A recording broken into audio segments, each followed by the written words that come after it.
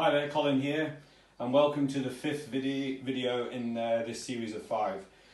This video I'm going to talk to you about practice, something that I believe is very neglected in the amateur game, and how to go about practicing, also very important. So the first stage, or the first part of practice, the first type of practice that I'd like to call it, is conscious practice, something that I'm sure a lot of people do, especially in our lockdown situation. I'm sure a lot of us will have done a lot of conscious practice. And that involves, as you've seen in previous videos, something like this with a drill set up with a gate.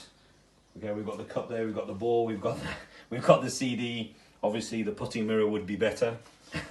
But that kind of practice where you're just trying to work on a stroke that returns, in this case, in this particular drill, returns the face back to square, and using those gates as an aid, that is what I would call conscious practice. We do have other types. There's lots and lots of different types of drills you can do. I wouldn't suggest you only work on your stroke. I mean, that is a very important part of it, but I'd also suggest you work on your tempo. There's lots of drills you can do for tempo, lots of apps out there that you can buy or use to help you with your tempo, and tempo being probably one of the most important parts of a putting stroke. So for the first part of the practice video, we've talked about conscious practice. The second area of practice I would call quantifiable practice, where you're making a record, keeping count, however you want to look at it, of your practice. And here's a very good example, a very popular drill. You may have seen this before. Very popular with a lot of the guys on tour, where you can see here we have a cross or a circle, whichever way you want to look at it, or you're going to revolve round in a circle, holding the putts from the shortest one first. When all 4 have been holed, you then move on to the second, and so on. This involves keeping a record of what is your kind of best score without missing a putt. As soon as you miss a putt, then you need to go right back to the beginning. And this not only will give you a kind of measurement of how well you're doing, it also introduces pressure. And that's something that I'm sure we all know very well out there on the golf course, having that pressure. So I certainly wouldn't say aimlessly. The first area of practice, as I mentioned, being conscious practice, where you're trying to grain a good stroke. That certainly isn't aimless, but it doesn't have any kind of accountability. You're hitting a ball, not really concentrating too much, and working more on your stroke and not so much on the ball going in the hole. So the second part of practice, like I said, quantifiable, or now introducing pressure into the practice.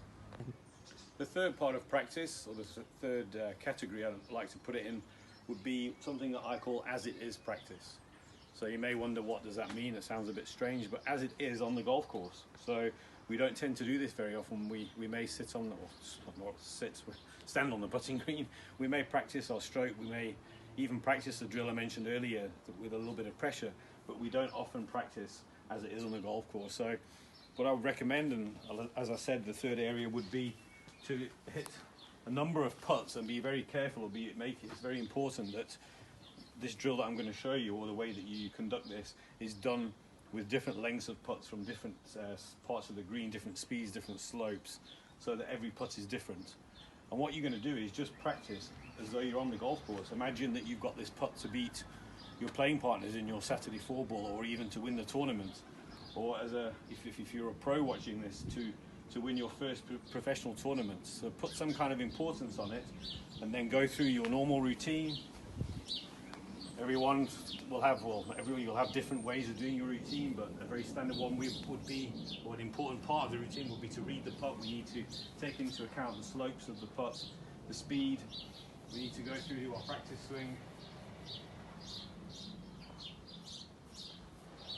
And then we go ahead and hit the putt. So this really is meaning a lot. And let's see what happens. Okay, so not very successful. I'm sure you'll understand this is not exactly a very good putting green, so apologies for that. But hopefully you'll get the gist of what I'm saying. Then the third part being, just practice it as it is.